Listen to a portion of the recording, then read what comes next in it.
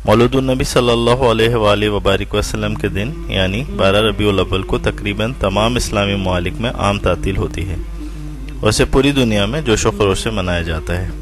ये इजमाए उम्मत को जाहिर करता है जो इसके जवाज़ की बड़ी दलील है, क्योंकि हुजूर अलैहिस्सलाम ने फरमाया मेरी उम्मत कभी गुमराही पे मुत्तफिक ना होगी। तो सारी दुनिया में ईद मिलादुन नबी अलैहिस्सलाम मनाया जाना इजमाए उम्मत की वाज़ेह मिसाल है, यानी इसे तमाम दुनिया में अक्सरियत मुस्तहब या बाइस अजर अमल समझती है। बकौल इकबाल नील के साहिल से लेके ता बखाके काशगर पूरी दुनिया के मुसलमान ईद मिलादुन नबी जोश व खरोश से मनाते हैं।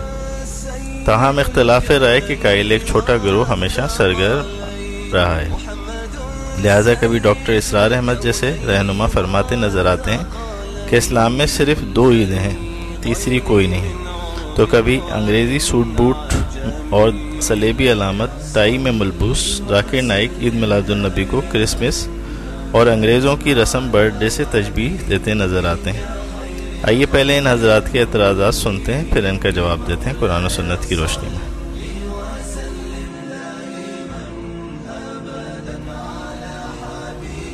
ईद मिलादुन नबी एक नई ईद हो गई है, क्या इसका हुक्म दिया मोहम्मद रसूलुल्लाह ने? यफ़अलून मा ला युमरून, वो अपनी ही इजाद करदा रिवायात हैं, अपनी ही इजाद करदा बिदआत हैं, अपनी ही इजाद करदा रसूमात हैं, उन पर लगे हुए और दावे करते हैं अल्लाह से मोहम्मद रसूल के इश्क के। asking a question that about Eid Milad-un-Nabi. आप देखेंगे कि हमारे मुस्लिम माशरों में जितने हैं, खुसूसन इंडिया, पाकिस्तान और ममालिक में, कि एक ईद मिलाद-उन-नबी मनाया जाता है, वो बर्थडे ऑफ द प्रॉफिट। और अगर आप देखेंगे ये 12 रबी अव्वल है, और जहाँ तक कि हमें हदीस की रोशनी में हमें यह साबित नहीं होता है कि मोहम्मद सल्लल्लाहु अलैहि वसल्लम ने कभी अपना सालगिरह बनाए, या सहाबाज ने या ताइन या तबे ताइन ने कभी उनका सालगिरह बनाए। तो जब मोहम्मद सल्लल्लाहु अलैहि वसल्लम ने कभी कहा नहीं कि मेरा सालगिरह बनाओ, या कभी सहाबाज ने नहीं बनाए, और अगर आज हम उनका सालगिरह बनाते तो ये बिदअत हो जाता है। तो सालगिरह बनाने की कोई जरूरत नहीं है, ऐसा कोई इस्लाम एक मजहब के अंदर नहीं है, कुरान में भी नहीं, शरिया में नहीं, ये एक वेस्टर्न कल्चर है। ईद मिलादुन नबी उन्वान देख के बाज़ अहबाब के जहन में ख्याल आता है कि इस्लाम में तो ईद उल फितर और ईद उल अज़हा के नाम से फ़कत 2 ही ईदों का तस्वुर है। लिहाजा नबी सल्लल्लाहु अलैहि वबारिक वसल्लम की विलादत और आपकी तशरीफ़ आवरी के दिन को ईद कहना किस तरह से दुरुस्त है।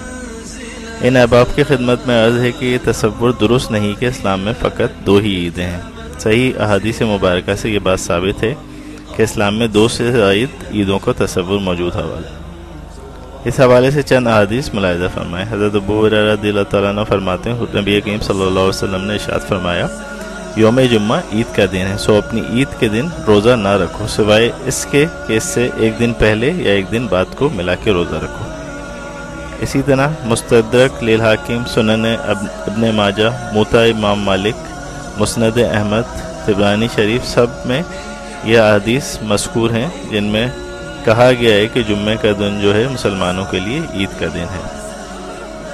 इन तमाम अहादीस में खुद रसूलुल्लाह सल्लल्लाहु अलैहि वसल्लम ने यौम जुम्मा को यौम ईद करार दिया है। लिहाजा ये कहना कि इस्लाम में ईदैन के सिवा और कोई दिन ईद का नहीं और इसका कोई तसव्वुर नहीं, बिल्कुल दुरुस्त नहीं। हज़रत अनस बिन मालिक बयान फरमाते हैं रसूलुल्लाह सल्लल्लाहु अलैहि वसल्लम ने फरमाया मेरे पास जिब्रील अमीन आए, उनके हाथ में एक चमकदार आईना था, उसमें एक स्याह नुक्ता था। मैंने पूछा जिब्राइल ये स्याह नुक्ता क्या है? कहा यह जुम्मा का दिन है, इसे आपका रब आप पर फ़र्ज फरमाएगा ताकि दिन आपके लिए और आपके बाद आने वाली उम्मत के लिए ईद का दिन बने। इसी तरह हज़रत अब्दुल्ला बिन अब्बास रज़ियल्लाहु तआला अन्हु ने सूरह माइदा की आयत नंबर 3 की तिलावत की तो पास खड़े एक यहूदी शख्स ने कहा अगर ये आयत हम पर नाजिल होती तो हम इस दिन को ईद के तौर पर मनाते। ये वही आयत थी अल-यौमा अकमलतु लकुम दीनकुम। आपने इसे जवाब दिया बेशक ये आयत 2 ईदों यानी जुम्मा और अरफा के दरमियान नाजिल हुई। हज़रत अब्दुल्ला बिन अब्बास रज़ियल्लाहु तआला अन्हु ने इस यहूदी से ये नहीं कहा कि हमारे दीन में फ़कत ईद उल अज़हा और ईद उल फ़ितर 2 ही ईदों का तस्वुर है, लिहाजा हम इस दिन को बतौर ईद नहीं मना सकते, बल्कि आपने इसकी तायद करते हुए फरमाया यह आयत जुम्मा और अरफा के दिन नाजिल हुई है और ये दोनों दिन मुसलमानों के लिए ईद ही के दिन हैं। سورہ مائدہ کی 30 آیت میں اللہ سبحانہ و تعالیٰ نے شریعت اسلامیہ کی تکمیل اور اپنی نعمت کے اتمام کا اعلان فرمایا ہے۔ اس کے حوالے سے ایک یہودی شخص نے حضرت عمر سے پوچھا، امیر المومنین اپنی کتاب میں ایک ایسی آیت پڑھتے ہیں کہ اگر وہ ہم پہ اترتی تو ہم اسے اپنی بابت عید کا دن مقرر کرتے۔ تو حضرت عمر نے فرمایا تھا یہ 2 عیدوں کے درمیان ہی نازل ہوئی تھی۔ مختلف احادیث کی کتابوں میں یہ مذکور ہے۔ اسی طرح ایک عربی شاعر جو ہے وہ فرماتے ہیں، عید کے دن تم میری عیادت کے لیے آتے ہو اور یہ جمعے کا دن بھی ہے۔ میری خوش نصیبی ہے کہ مجھے 3 عیدیں ایک ساتھ حاصل ہو گئیں۔ قرآن مجید میں بھی عید کا ذکر آیا ہے۔ جب عیسیٰ علیہ السلام سے ان کی قوم نے کہا آپ اپنے رب سے دعا کریں کہ وہ ہم پہ آسمان سے دسترخوان نازل فرمائے، تو حضرت عیسیٰ علیہ السلام نے دعا کی، اے ہمارے رب ہم پر آسمان سے خوان طعام نازل فرما تاکہ وہ دن ہمارے اگلوں اور پچھلوں کے لیے عید ہو جائے اور تیری طرف سے نشانی ہو جائے، اور ہمیں رزق عطا فرما اور تو سب سے بہتر رزق عطا فرمانے والا ہے۔ اس آیت مبارکہ میں حضرت عیسیٰ علیہ السلام نے خوان طعام کے نزول کو عید قرار دیا، اور اللہ سبحانہ و تعالیٰ نے قرآن کریم میں اس کی اس دعا کا ذکر فرمایا۔ پس معلوم ہوا کہ نزول نعمت یا حصول نعمت کے موقع کو عید سے تعبیر کر سکتے ہیں، اور اس میں کیا شبہ ہو سکتا ہے کہ نبی کریم صلی اللہ علیہ وآلہ وبارک وسلم اللہ تعالیٰ کی نعمت عظمیٰ ہیں۔ آپ ہی کے تصدق سے ہمیں ایمان کی نعمت حاصل ہوئی، قرآن جیسی عظیم الشان کتاب ملی، زندگی بسر کرنے کا سلیقہ نصیب ہوا۔ الغرض تمام نعمتیں آپ ہی کے توسل سے حاصل ہوئیں کہ آپ ہی وجہ تخلیق کائنات ہیں۔ اگر حضرت عیسیٰ علیہ السلام کے حواری خوان نعمت عطا ہونے والے دن کو عید کہہ سکتے ہیں، اور وہ دن ان کے اگلے پچھلوں کے لیے یوم عید ہو سکتا ہے، تو ہم بدرجہ اولیٰ اس بات کے مستحق ہیں کہ امام الانبیاء علیہ السلام کہ یوم ولادت کو عید میلاد النبی کا نام دیں اور عید منائیں۔ اللہ تعالیٰ کا ارشاد ہے، اور تم اپنے اوپر اللہ کی نعمت کو یاد کرو جب تم باہم دشمن تھے، پر اس نے تمہارے دلوں میں الفت ڈال دی، بس تم اس کی نعمت کی شریف کی حدیث میں امام نبی فرماتے ہیں، شریعت میں کسی ایسی چیز کا ایجاد کرنا جو رسول اللہ صلی اللہ علیہ وسلم کے زمانے میں نہ ہو، وہ بدعت کہلاتی ہے۔ اس تشریح کی روشنی میں بہت ساری ایسی چیزیں جو آج کل رائج ہیں اور وہ بدعت ہی کہلائیں گی، ہم دیکھتے ہیں وہ کیا کیا ہیں۔ یہ تمام چیزیں استقبال رمضان کے لیے کعبۃ اللہ کو غسل دینا نبی کریم صلی اللہ علیہ وسلم کے دور میں نہیں تھا، کعبۃ اللہ کے غلاف پہ قرآنی آیت لکھنا وہ بھی سونے سے، یہ بھی نبی کریم صلی اللہ علیہ وسلم کے دور میں نہیں ہوتا تھا۔ غسل کعبہ کے دن طواف کرنا، ختم بخاری کرنا، دستار بندی کرنا، مساجد میں 2 اذانیں دینا، محراب بنانا، 10 رکعت کی تراویح پڑھنا، یہ سب موجودہ دور کی بدعات ہیں۔ اب سوال یہ پیدا ہوتا ہے یہ بری بدعات ہیں اچھی بدعات ہیں؟ تو ہم انہیں اچھی بدعات کہیں گے، کیونکہ حدیث میں مذکور ہے کہ بدعات اچھی بھی ہوتی ہیں، یہ ہم آگے دیکھتے ہیں حدیث کی روشنی میں۔ اچھی بدعت کا ثواب اور بری بدعت کا ثواب، نبی کریم صلی اللہ علیہ وسلم کی حدیث ہے صحیح مسلم باب العلم کتاب العلم میں، جس نے اچھا طریقہ ایجاد کیا تو اس کو اپنے ایجاد کرنے والے کا ثواب بھی ملے گا، اور جو اس طریقے پہ عمل کرے گا ان کا اجر بھی اسے ملے گا، بغیر اس کے کہ ان کے اجر سے کچھ کم ہو۔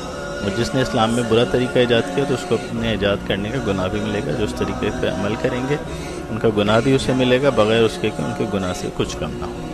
یعنی اچھا طریقہ ایجاد کرنے کا بھی دین میں ثواب ہے، جو مذکورہ اوپر دیے گئے چیزیں تھیں ان کا بھی ثواب ہوگا۔ اچھے طریقے دین کی عظمت کے لیے ہیں، اسلام کی عظمت بحال کرنے کے لیے، اور جو برا طریقہ ایجاد کریں گے دین کو لیٹ ڈاؤن کرنے کے لیے ان کے لیے گناہ بھی ہے، اور جو اس پہ عمل کرے گا ان کے لیے بھی گناہ ہے۔ اچھی بدعت کا ثبوت احادیث کی روشنی میں صحیح بخاری کی حدیث ہے، حضرت زید بن ثابت رضی اللہ تعالیٰ عنہ کہتے ہیں قرآن کریم کو ایک مصحف میں جمع کرنے کے حوالے سے میں نے حضرت عمر بن خطاب اور حضرت ابوبکر صدیق رضی اللہ تعالیٰ عنہما سے عرض کیا آج وہ کام کس طرح کرتے ہیں جس کو نبی کریم صلی اللہ علیہ وسلم نے نہیں کیا۔ حضرت ابوبکر صدیق رضی اللہ تعالیٰ نے فرمایا اللہ کی قسم یہ بہتر کام ہے۔ حضرت عمر فاروق رضی اللہ تعالیٰ نے باجماعت تراویح کی جماعت کو فرمایا نعم البدعۃ ھذہ، یعنی یہ کتنی اچھی بدعت ہے۔ تو ثابت ہوا کہ احادیث جو بدعات ہوتی ہیں وہ اچھی بھی ہوتی ہیں، صرف بری بدعات نہیں ہوتی۔ جیسے تراویح کی جماعت نبی کریم صلی اللہ علیہ وسلم کے دور میں باقاعدہ طور پہ رائج نہیں تھی، نبی حضرت عمر فاروق رضی اللہ تعالیٰ عنہ کے دور میں اس کو باقاعدہ رواج دیا گیا اور اس کو اچھی بدعت سے تعبیر کیا گیا۔ اسی طرح مزید بدعات جو اچھی بدعات ہیں وہ نبی کریم صلی اللہ علیہ وسلم کے دور کے بعد صحابہ کے دور میں رائج ہوئی، جیسے صحابہ کے دور میں قرآن پتھر چمڑے پتوں وغیرہ پہ لکھا جاتا تھا، آج عمدہ کاغذ پہ چھاپا جاتا ہے، یہ اچھی بدعت ہوئی۔ صحابہ کے دور میں قرآن جلد کی صورت میں نہیں تھا، آج جلد کی صورت میں، یہ بھی اچھی بدعت ہے۔ نبی کریم صلی اللہ علیہ وسلم اور صحابہ کے دور میں قرآن میں پاروں کی تقسیم نہیں تھی، یہ بھی اچھی بدعت ہے۔ نبی کریم صلی اللہ علیہ وسلم اور صحابہ کے دور میں قرآن منزلوں میں نہیں تھا، آج ہے۔ نبی کریم صلی اللہ علیہ وسلم اور صحابہ کے دور میں قرآن پر اعراب نہیں تھے، آج اعراب لگائے جاتے ہیں۔ ہر بدعت گمراہی کا راگ الاپنے والے خود نئے طریقے سے قرآن چھاپتے ہیں اور یہی پڑھتے بھی ہیں، اور پھر کہتے ہیں کہ ہر بدعت گمراہی ہے۔ اللہ ان کو ہم سب کو ہدایت عطا فرمائے۔ اگر اسی تعریف پہ ہر بدعت کو بدعت سیئہ یا برا کہا جائے تو کیا نبی کریم صلی اللہ علیہ وسلم یا خلفائے راشدین کے مبارک دور میں حج کے علاوہ کوئی اور دوسرا سالانہ اجتماع ہوتا تھا جس میں ساری دنیا سے لوگوں کو بلایا جاتا ہو، یا سیرت النبی کی کوئی کانفرنس ہوتی تھی، یا قرآن اور حدیث سے ایسے کسی اجتماع کا منعقد کرنا ثابت ہے؟ اگر نہیں ہے تو رائے ونڈ میں اور دوسری جگہوں پہ دعوت اسلامی کا اجتماع بھی بدعت ہوا یا نہیں ہوا؟ یقیناً نہیں ہوا، یہ اچھی بدعت ہے کیونکہ یہ دین کو تقویت دیتا ہے، دین کی طرف لاتا ہے، لوگوں کو اسلام کی طرف راغب کرتا ہے۔ اچھی بدعت صحابہ کرام سے بھی ثابت ہے، اور ان کا فارمولہ یہ ہے کہ نیکی اور دین کی عظمت و تقویت کے اظہار کے لیے جو بھی کام کریں گے، نئی چیز نکالیں گے، اور جس کی کوئی دلیل یا جزئی موجود ہوگی وہ اچھی بدعت ہوگی۔ حضرت عمر نے اذان میں صلاۃ خیر من النوم کا جو اضافہ کیا تھا وہ اچھی بدعت ہے، دین کو تقویت اور عظمت ملی، اس سے لوگ نماز کی طرف راغب ہوئے۔ حضرت ابو بکر صدیق رضی اللہ تعالیٰ عنہ قرآن جمع و تدفین کی بدعت نکالی جو کہ اچھی بدعت تھی۔ حجاج بن یوسف نے قرآنی اعراب لگائے جو کہ اچھی بدعت تھی۔ حضرت عثمان غنی رضی اللہ تعالیٰ عنہ نے جمعہ کی دوسری اذان نکالی، رائج فرمائی، جو کہ اچھی بدعت تھی۔ بری بدعت جو سنت کو فراموش کر کے اختیار کی جائے۔ سنت یہ ہے کہ پیٹ بھر کے کھانا نہ کھایا جائے، جبکہ حدیث عائشہ رضی اللہ تعالیٰ عنہ کے مطابق جو پہلی بدعت فرماتی ہے، میں نے نوٹ کی اپنے زمانے میں، وہ پیٹ بھر کے کھانا تھا۔ آج کل کے مولوی اپنی مرغوب غذائیں بہت پیٹ بھر کے کھاتے ہیں، بہت موٹے تگڑے ہو رہے ہیں، جو کہ شریعت میں مقصود نہیں ہے، لیکن چھوٹی موٹی چیزوں کو جیسے اذان ہو گئی یا انگوٹھا چومنا ہو گیا، وباؤں پہ اذان ہونا، ان کو بدعت قرار دینے کی کوشش کرتے ہیں اور اپنی دکانیں چمکا رہے ہیں۔ اور ایک اور حدیث میں موٹاپا بدترین نشانی بیان کیا گیا۔ اسی طرح بری بدعات میں عربوں کا امامے کی جگہ مخصوص رومال پہننا ہے، کیونکہ اس نے امامہ کو ریپلیس کیا ہے، جو کہ مسلمان کی شان ہے۔ اسی طرح ماتم کرنا، عورتوں کا بغیر مجبوری نوکری کرنا بھی بری بدعت ہے۔ کو ایجوکیشن کا اسلام میں تصور نہیں ہے، خواتین اور مرد علیحدہ علیحدہ تعلیم حاصل کریں، اگر کرنا ہے تو مکسنگ آف دا سیکسز اسلام میں جائز نہیں ہے۔ اگر ہماری ویڈیو پسند آئی ہو تو برائے مہربانی چینل کو سبسکرائب کر لیں اور بیل آئیکن کو کلک کر لیں تاکہ ہماری تمام ویڈیو بر وقت آپ کو ملتی رہیں۔